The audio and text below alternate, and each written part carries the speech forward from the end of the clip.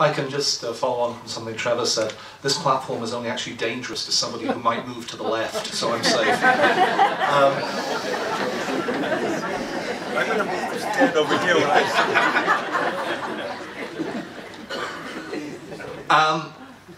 I think I, like everybody else in the room, got a big charge out of what the students who've been to South Africa had to say. And I want you to take home one of those fundamental points about advocacy for Israel. One that, under the barrage of the BBC and everything else that we have to put up with, we often forget. Sometimes winning is just a matter of turning up. One of the things I think that strung all your narratives together was the mind-boggling level of ignorance about the reality of Israel. Now, this is not limited to people living in townships in South Africa. Stephen Hawking, who may well be one of the most intelligent people on the planet, has decided in solidarity with the Palestinian people to boycott the President's Conference. Obviously unaware of the fact that leaders of the Palestinian Authority are coming to it. Is that not proof God has a sense of humour? How ridiculous must the guy feel when he discovers this? How can it be that he made such a ridiculous mistake? Well, yeah, he asked his Palestinian colleagues what he should do, and they said, well, boycott it. It goes beyond the absurdity of him using Israeli-produced technology to be able to communicate with the world. The guy is going to boycott a conference in solidarity with the Palestinians who are going to the conference. You want to run that one by me again? If somebody had simply told him that, he would have saved him the face of having to look so ridiculous under these circumstances. One of the things that I come up against a lot, I travel a fair bit in my work. I've been to South Africa, I've been to Australia, I've been to Britain, I've been to the United States and Canada. When I travel, for some reason I've never quite worked out, many people assume I'm Jewish. I don't know why. Go figure, right? And they come and ask me the weirdest questions about Israel and Judaism and everything, you know. The Israelis ask me how they can get a green card, you know.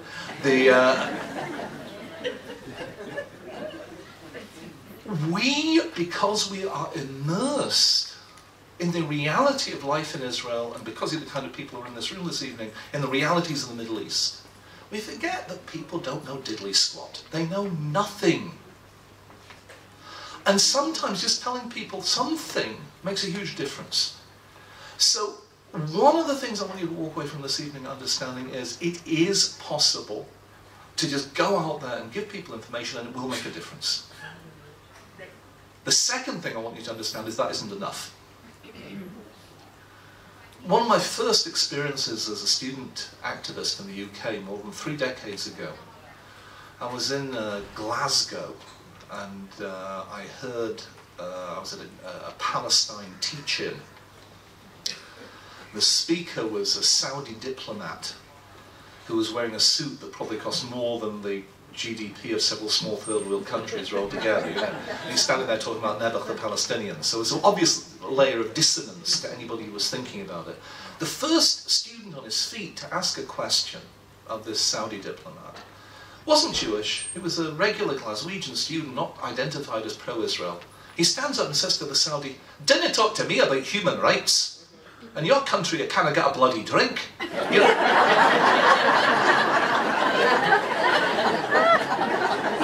In Glasgow, that was a clincher argument. It was all over.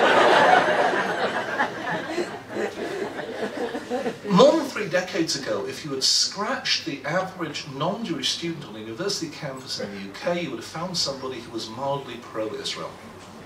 That is not the situation today. Most decidedly not the situation today. So partially it's ignorance, and partially it's the opposite of ignorance. The problem is not just that our message isn't getting out, the problem is that the anti-Israel advocates never sleep. There are not that many of them. Most of them get by on minimal funding, but they never shut up. And they have targeted some very important people. You're going to hear in a few seconds about media accountability, about some of the problems that we face with the media. The problems we face with the media are twofold. One is the actual nature of the media itself. But the other problem is that many people who are active in the media today, who are professionals in the media today, when they were students, they heard the bad guys' arguments. They didn't hear ours, and they were convinced by the bad guys. And the attitudes they formed then are the attitudes that are carrying forward into their coverage today and therefore affecting other people. There's a huge multiplier effect if you reach the right people, which means we have to reach the right people. So we need two things. We need to get out our message, and we have to get out consistently, and we have to learn how to get it out. I want to pick up the chair on a point that he made, and it's something that I picked up somebody else in South Africa on years ago.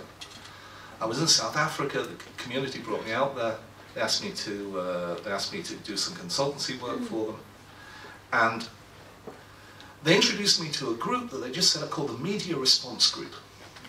New thing that we're going to respond to problems in the media. And they asked me, what do you think? And I said, the first thing you should do is change your name. Why are we always responding? Anybody here married?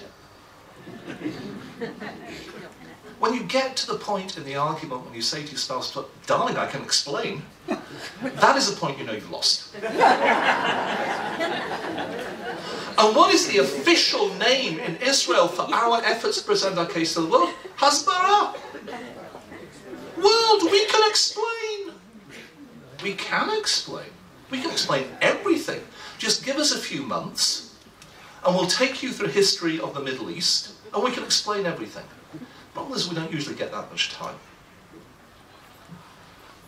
What the bad guys have done is they have seized the initiative, they have created a conceptual frame. And I don't have time to dwell on this in great detail. I'll leave you one interesting thought. I see some people around this room who are even more mature than I am. Careful. I was referring to the platform, right? Anybody here remember something called the Arab-Israel conflict? You remember that? A long time ago, there used to be something called the Arab-Israel conflict. I had friends who missed whole chunks of the 1980s of pharmacological reasons, right? I wasn't like that. I was a good boy. I was really boring. I never did any of that stuff. Right? I understand why they missed the end of the Arab-Israel conflict, because it doesn't exist any longer. You notice no one talks about the Arab-Israel conflict? It doesn't exist any longer. When did the Arab-Israel conflict end? 1982. That was the tipping point in international media when they stopped talking about the Arab-Israel conflict and started talking about the Israeli-Palestinian conflict. If it's the Arab-Israel conflict, who's David? Who's Goliath? I can show you a cartoon from 1967 from a French newspaper,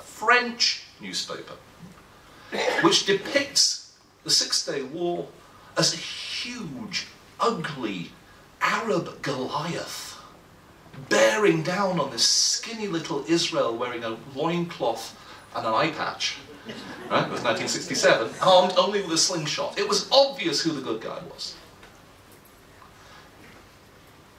If it's the Israeli-Palestinian conflict, who's David, who's Goliath? The big lie that it is the Israeli-Palestinian conflict rather than a much larger conflict of which our conflict with Palestinian Arabs is one dimension. And you know the great success of the big lie? Even we believe it. Even we believe it. We would talk about the Israeli-Palestinian conflict. We talk about groups being pro-Palestinian. You show me one pro-Palestinian group in Europe, outside Israeli consulates. I was in St Andrews in Scotland last month. I was there a couple of days before the Jewish students in St Andrews were hounded out of the public sphere. They were planning to hold a charity dinner which was raising money for, amongst other things, 2 Israeli charities.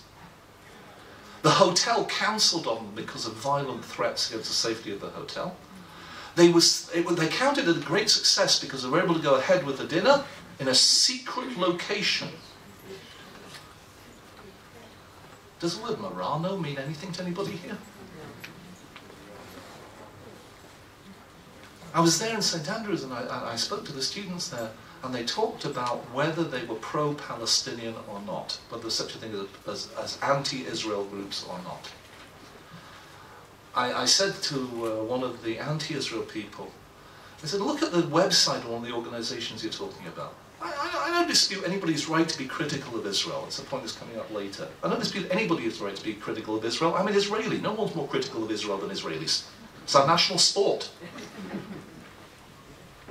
Where on that website was a one word of compassion for Palestinian Arabs suffering at the hands of the Palestinian Authority, whether under its Hamas flavour or its Fatah flavour?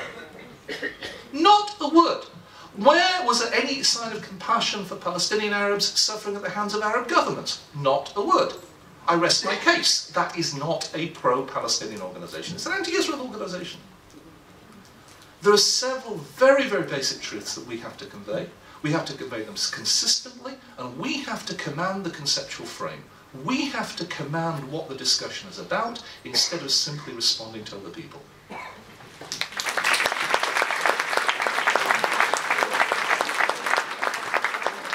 Thank you very much, David.